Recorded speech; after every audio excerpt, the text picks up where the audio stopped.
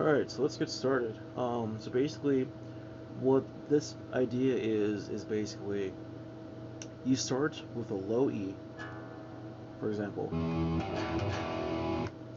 and you play a certain scale you just learned. Let's say you learn like a new scale, you don't even know how to play it, and you're just trying to figure out the feel of the scale and what it does for the entire song that you're writing, right? So you figured out this ballsy new scale you have, right? And it sounds cool, right? You have the scale down, but you don't know how to apply it towards a chord, so to speak. Or say if you're trying to find new chords as well, that you're bored of playing the same old fifth chords, hard chords, you know, and this solves all of that. By doing this, I've been able to find chords by doing this kind of thing where I find stuff that actually makes sense. The scale you're playing also makes sense. You're understanding the phrasings better and stuff like that. So the first scale we're going to start on is the major scale. I think everyone needs to learn this. It's almost mandatory if you're going to play with someone to know a major scale to some degree. Excuse me.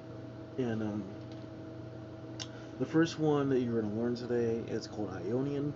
I have a book right in front of me. It's called The Guitar Grimoire. It's black and red, and it's called Scales and Moods. Is what the book's called. You don't have to have a book like this in front of you to do this. There's scales and stuff you can learn online. I'm just showing you a video how you can apply it to like a methodical sense and using it in context well enough to play with other people at the same time. So, alright, let's get started. Remember to tune your guitar to E. You don't have to be in my tuning to do this. It's just a good example and a good practice to actually just play a low E and then just play a scale over that. You want to play this every time at the 7th position on an A string. Why? Because that's an octave. And then every time you do this, you're going to see me change a certain note to actually define a different scale that I'm using, or a different mode in this case, I should say. Vice versa, whatever works right for you, for the word. So, the first one's called Ionian. Ionian goes like this. It goes on 7, 9, 10, 7, 9, 11. 7, 9, 11. And then that's on the D string, by the way. Sorry, I'm on the 7th string. That's on the A string, sorry.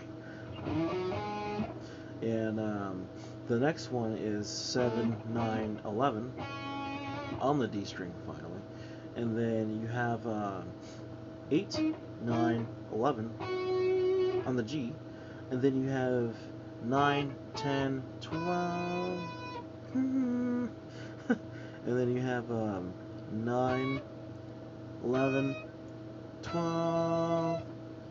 And how that's played over an E goes like this.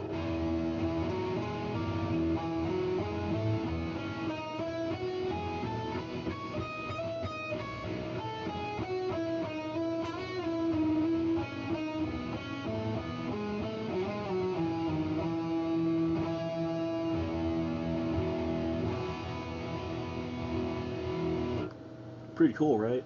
It shows that you're actually playing a major scale over an E, which is cool because it gives it like a clarity and what you're trying to define to the listener what you're playing. It's a really cool practice. I suggest everyone should do this. And when I found out about this from Joe Satriani, I was like, I was blown away. I started doing this every single scale I was learning, and from there, I actually found a bunch of stuff that works for the style that I play, and a bunch of stuff that I kind of don't use, but I play it around with it every now and then. So that was the first scale, and it's Ionian. It's one that everyone should learn. It's quite great. I'll play it again at stepdad speed. Hi, Uncle Ben.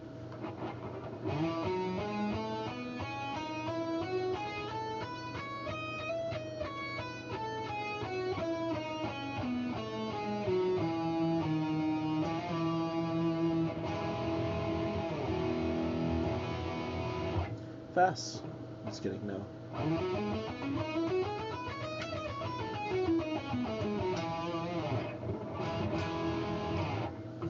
Major triad.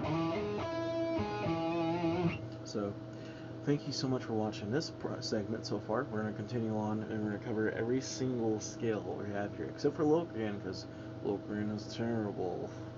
Hey. Alright.